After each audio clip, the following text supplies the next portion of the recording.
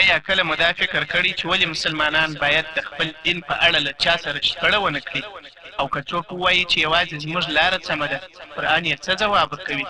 سورة البقره 119 آیات یو ډېر ښکلی او پیاوړی پیغام لري چې نن به یې په ساده او اسانه پښتو درس درته وکړو.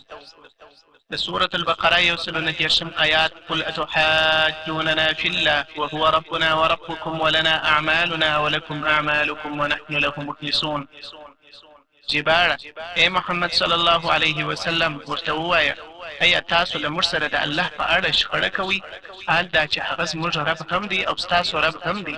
زموږ لپاره زموږ عملونه دي او ستاسو لپاره ستاسو عملونه دي، او موږ یوازې د الله لپاره خالص عبادت کوونکي خلک یو. د دې آیات شان نزول هغه دا و.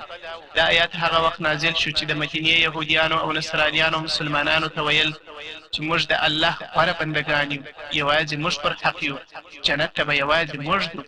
که غواړئ هدایت پیدا کړئ، زموږ دین قبول کړئ. الله تعالی خپل رسول صلی الله علیه وسلم ته حکم وکړ چې هغوی ته ووایه الله یوازې ستاسو رب نه دی، بلکې د ټولو انسانانو رب دی. یوازې د قوم، نسل او نوم له امله څوک نه ژغورل کېږي، بلکې د ایمان او اخلاص له مخې انسان کامیابېږي.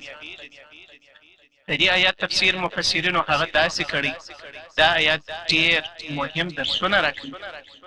الله د ټولو رب دی. الله تعالی د مسلمان، یهودي، نصراني او ټول انسانیت رب دی. هیڅ قوم دا حق نه لري چې ووایي چې یوازې موږ د الله خپل خلک یو.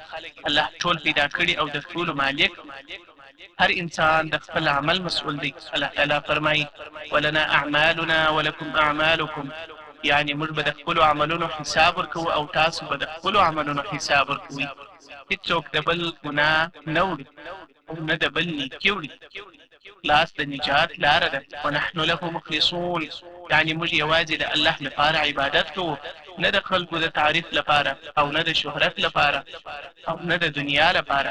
الله هغه عمل قبلوي چې یوازې د هغه لپاره وي. د دې آیات ځینې مهمې فایدې هغه دا دي: الله د ټولو انسانانو رب دی. حق د قوم او نسل په اساس نه پیژندل کېږي. هر انسان د خپلو عملونو مسؤل دی. اخلاص د عبادت روح دی. بې ځایه مذهبي شخړې ګټه نه لري. مسلمان باید په دلیل او نغمې خبرې وکړي.